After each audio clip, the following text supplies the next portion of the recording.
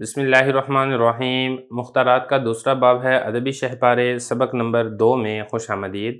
آج کے سبق میں ہم قصۃ سیدنا موسیٰ علی نبینا و علیہ الصلاۃ والسلام کا پہلا حصہ پڑھیں گے۔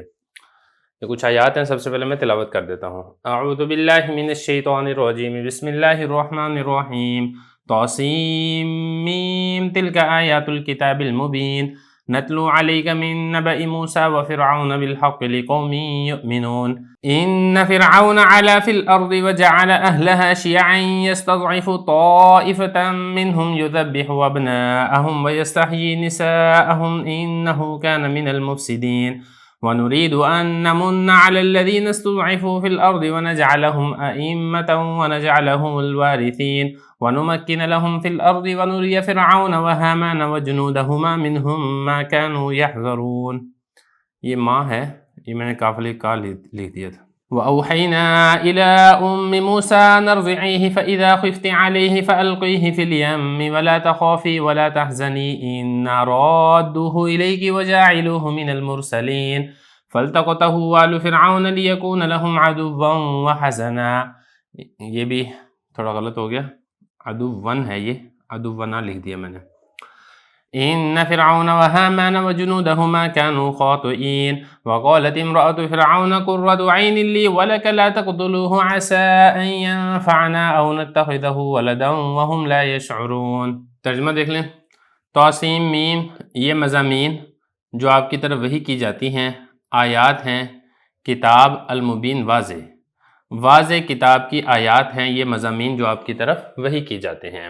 نتلو، ہم پڑھ کر سناتے ہیں، علی کا آپ پر، من نبأ موسیٰ، موسیٰ علیہ السلام کی خبروں سے اور فرعون کی خبروں سے حق کے ساتھ، لقوم، ایسی قوم کے لیے، یؤمنون، جو ایمان رکھتے ہیں۔ ان بے شک فرعون نے علا سرکشی کی، فی الارض زمین میں، وجعل اور اس نے کیا، اہلہا زمین والوں کو، شیعہ مختلف قسموں میں، یستضعف کمزور کرتا تھا، طائفتاً ایک جماعت کو، منہم ان میں سے، یذبح ذبح کرواتا تھا، ابناءہم ان کے بیٹوں کو، ویستحیی اور زندہ چھوڑتا تھا، نساءہم ان کی عورتوں کو، انہو بے شک، کانا فرعون تھا، من المفسدین فسادیوں میں سے۔ ونرید اور ہم نے ارادہ کیا، ان نمنا یہ کہ ہم احسان کریں، علی الذین ان لوگوں پر، استضعفوا کمزور کر دیا گیا تھا جن کو، فی الارض زمین میں، ونجعلہم اور ہم بنائیں ان کو، ائمہ امام بنائیں، مقتدا بنائیں، پیشوا بنائیں، ونجعلہم اور ہم بنائیں ان کو، الوارثین مالک، ونمکنا اور حکومت دیں، لہم ان کو، فی الارض زمین میں، ونریا اور ہم دکھائیں فرعون کو اور حامان کو، وجنودہما اور ان دونوں کے لشکر کو، منہم ان بنی اسرائیل کی جانب سے، ما ایسے ناگوار واقعات، کانو جن سے فرعون اور ان کے لشکری، یحذرون بچتے تھے، بچنا چاہ رہے تھے۔ وَأَوْحَيْنَا اور ہم نے الہام کیا، الی ام موسیٰ موسیٰ کی والدہ کی طرف، ان ارضعیہ یہ کہ تم اس کو دودھ پلاؤ، فَإِذَا اور جب، خفتی تمہیں خوف ہو، علیہ اس موسیٰ پر، فَأَلْقِیہ تو ڈال دو اس کو، فی الیم دریا میں، ولا تخافی اور اس پر خوف نہ کرو، ولا تحزنی اور غمزدہ بھی نہ ہو، انا بے شک، رادوہ ہم لٹائیں گے اس موسیٰ کو تمہاری طرف، وجاعلوہ اور ہم بنا دیں گے اس کو، من المرسلین رسولوں میں سے۔ فالتقطا اٹھا لیا، ہو اس موسیٰ کو، آل فرعون کے لوگوں نے، لیکونا تاکہ موسیٰ علیہ السلام ہو جائیں، لہم ان فرعونیوں کے لیے، عدوہ دشمن کا سبب، وحزنا اور غم کا سبب۔ ان فرعون بے شک فرعون اور حامان اور ان دونوں کے لشکری، کانو خواتین وہ خطا کار تھے، گناہ گار تھے۔ وقالت اور کہا، امرأۃ فرعون کی بیوی نے، قرۃ عین آنکھوں کی ٹھنڈک ہے، لی میرے لیے، ولکا اور تیرے لیے، لا تقتلوہ تم اس کو قتل نہ کرو، عسیٰ قریب ہے، ان ینفع نفع دے نہ ہمیں، او نتخذہ یا بنا لے ہم اس موسیٰ کو، ولدا بیٹا، وہم اور وہ لوگ، لا یشعرون انہیں پتہ نہیں تھا، انہیں شعور نہیں تھا۔ تلاوت اور ترجمہ ہو گیا ہے، اب چلتے ہیں اس کی لغوی صرفی تحقیق کی طرف۔ پہلا لفظ دیکھیں، مبین، ابانا یبین ابانتاً، باب اس کا افعال ہے، اس کا مطلب ہوتا ہے واضح کرنا، ظاہر کرنا، دکھلانا، اسی سے یہ اسم فاعل کا صیغہ ہے۔ نتلو، تلا یتلو، باب اس کا نصر ینصرو آتا ہے، جمع متکلم کا صیغہ ہے، فعل مضارع معلوم کا، اس کا مطلب ہوتا ہے تلاوت کرنا، پڑھ کر سنانا اور اسی طریقے سے پیچھے آنا، یہ بھی اس کا معنی آتا ہے۔ آگے لفظ ہے نبا، یہ خبر کو کہا جاتا ہے، اس کی جمع انباء آتی ہے، سورہ نبا قرآن مجید کے اندر بھی وہ یہی والا لفظ ہے۔ آگے ہے علا، علا یعلو، باب اس کا نصر ینصرو بھی آتا ہے، اسی طریقے سے باب فتح سے بھی آتا ہے، اس کا مطلب ہوتا ہے بلند ہونا، غالب ہونا، لیکن جب اس کا صلہ فی آ جائے، یعنی اس کے بعد فی حرف جر آ جائے، تو پھر اس صورت میں اس کا معنی ہوگا تکبر کرنا، اور یہاں پر یہ تکبر والے معنی میں ہی استعمال ہو رہا ہے، مطلب یہ کہ فرعون زمین میں تکبر کرتا تھا۔ اس کے بعد آگے ہے شیعہ، یہ شیعہ گروہ کو، جماعت کو کہا جاتا ہے، واحد، تثنیہ، جمع، مذکر، مؤنث تمام کے لیے یہ لفظ اسی طریقے سے استعمال ہوتا ہے، اور اس لفظ کا جو غلبہ استعمال ہے موجودہ زمانے میں ان لوگوں کے لیے ہے جو اپنے آپ کو حضرت علی رضی اللہ عنہ کا طرفدار سمجھتے ہیں، وہ الگ بات ہے طرفدار ہیں یا نہیں ہیں، اس بارے میں بحث نہیں کرتا ہوں۔ اور اس کے بعد آگے لفظ دیکھیں یستضعف، استضعاف، باب اس کا استفعال ہے، واحد مذکر غائب فعل مضارع معلوم کا یہ صیغہ ہے، کمزور کرنا یا کمزور پڑ جانا، یہ اس کے معنی آتے ہیں، ضعیف ہو جانا، یہ ضعیف سے ہے۔ ذبح یذبح، تذبیح، ذبح کرنا، ذبح کروانا، باب اس کا تفعیل ہے، واحد مذکر غائب فعل مضارع معلوم کا صیغہ ہے۔ آگے لفظ ہے یستحیی، یہ باب اس کا استفعال ہے، استحیاء، زندہ چھوڑ دینا، شرم کرنا، یہ اس کا معنی آتا ہے، اور یہاں پر یہ زندہ چھوڑنے کے معنی میں ہی ہے۔ نساء یہ جمع ہے، واحد اس کی امرا آتی ہے، امرا کی یہ جمع من غیر لفظی ہی ہے، اور وہ ان کے عورتوں کو زندہ چھوڑ دیتے تھے۔ باقی انشاءاللہ جو تفصیل ہے جب میں اس کی تفسیر کروں گا اس وقت میں آپ کو بتاؤں گا۔ افسد یفسد افساد، باب اس کا افعال ہے، اس کا مطلب ہوتا ہے فساد مچانا، خرابی پیدا کرنا، یہ اس کا معنی آتا ہے، جمع کا یہ صیغہ ہے اسم فاعل سے۔ آگے لفظ دیکھیں نریدو، ارادہ یریدو ارادتاً، باب اس کا بھی افعال ہے، اسی سے جمع متکلم کا یہ صیغہ ہے فعل مضارع معلوم سے۔ ان نمنا، یہ جو اس کے اوپر نصب آ رہا ہے وہ ان ناسبہ کی وجہ سے آ رہا ہے، اصل لفظ ہے منا یمنو، باب اس کا نصر ینصر آتا ہے، یمنونو سے یمنو ہو گیا، اسی سے جمع متکلم کا صیغہ ہے، اس کا مطلب ہوتا ہے احسان کرنا، نیکی کرنا۔ اور استضعفو یہ وہی والا ہے جو یہاں پر آپ پڑھ چکے ہیں، بس فرق یہ ہے کہ یہاں پر مضارع ہے، یہاں پر یہ ماضی ہے، اور دوسرا فرق یہ ہے کہ یہ معلوم ہے اور یہ ماضی مجہول ہے۔ اور ائمہ یہ امام کی جمع ہے، مقتدا کو، پیشوا کو کہا جاتا ہے۔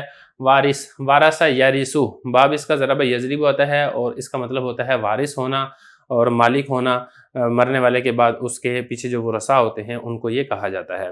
مکن یمکن تمکین، باب اس کا تفعیل ہے، جمع متکلم کا صیغہ ہے فعل مضارع معلوم کا، اس کا مطلب ہوتا ہے طاقت اور قدرت دینا۔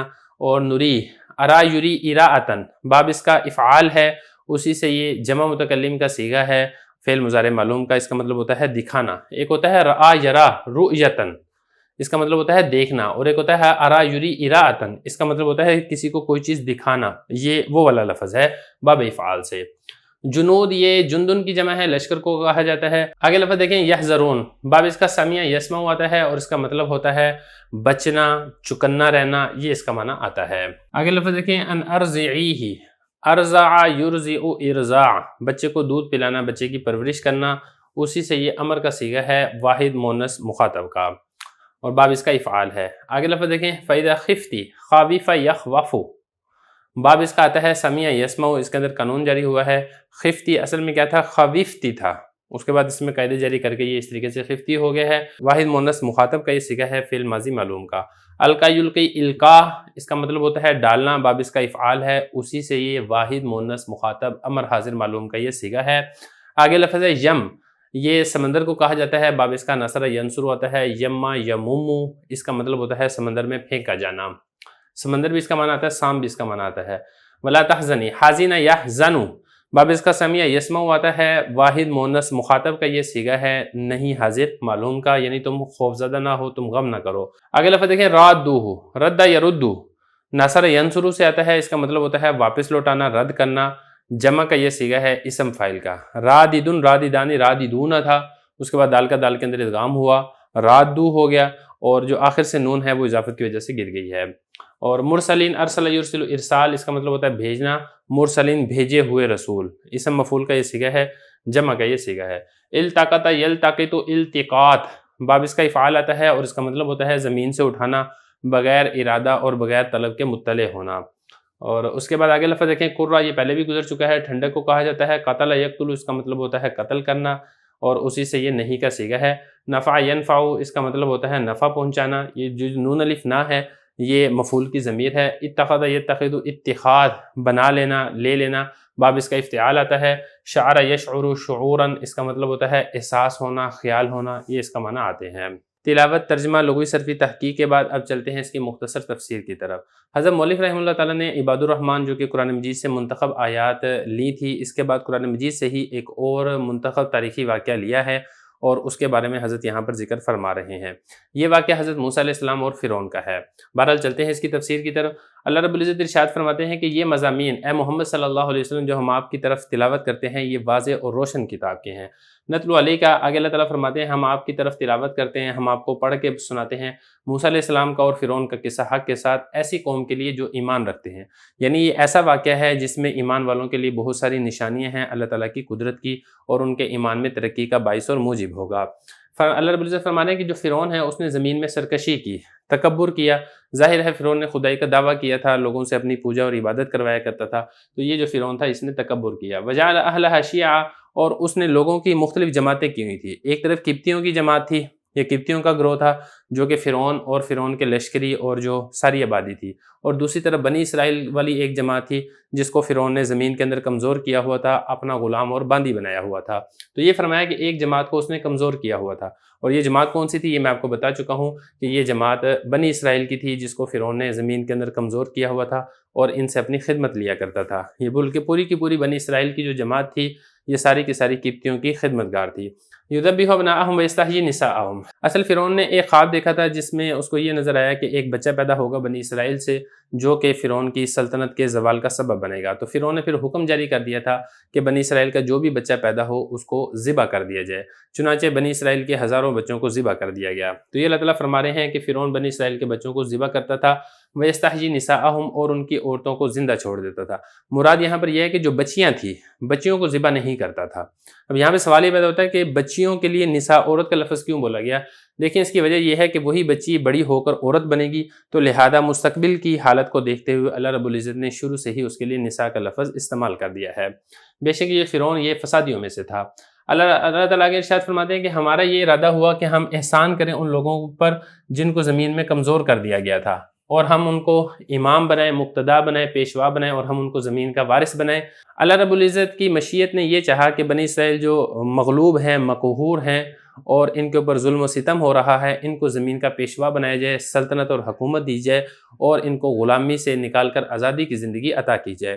تو اللہ تعالیٰ فرما رہے ہیں کہ ہم نے یہ چاہا کہ ہم ان کو زمین کے اندر ٹھکانہ عطا کریں، یعنی زمین کے اندر ان کو حکومت اور سلطنت عطا کریں. اور فرعون اور اس کا جو وزیر تھا حامان اور ان کے جو لشکری تھے قبطی لوگ، ان کو ہم بنی اسرائیل کی جانب سے وہ چیز دکھائیں جس سے یہ ڈر رہے تھے، خوف زدہ تھے. میں نے آپ کو بتایا کہ جو فرعون اور فرعون کے لشکری تھے انہوں کو یہ خوف تھا کہ بنی اسرائیل سے بچہ پیدا ہوگا جو کہ فرعون کی سلطنت کے زوال کا سبب اور باعث بنے گا. تو اللہ تعالیٰ فرما رہے ہیں کہ ہم ان کے اس خوف کو دکھانا چاہتے تھے تاکہ یہ جو خوف بنی اسرائیل کی جانب سے ان کو محسوس ہو رہا ہے وہ زندہ اور مجسم بن کے ان کے سامنے آ جائے اور ان کی سلطنت اور حکومت زائل ہو جائے. پھر ہوا یہ کہ جب حضرت موسیٰ علیہ السلام کی پیدائش ہوئی ہے تو حضرت موسیٰ علیہ السلام کی والدہ کو بھی یہی خوف ہوا کہ میرے بچے کو بھی یہ فرعونی قتل نہ کر دیں.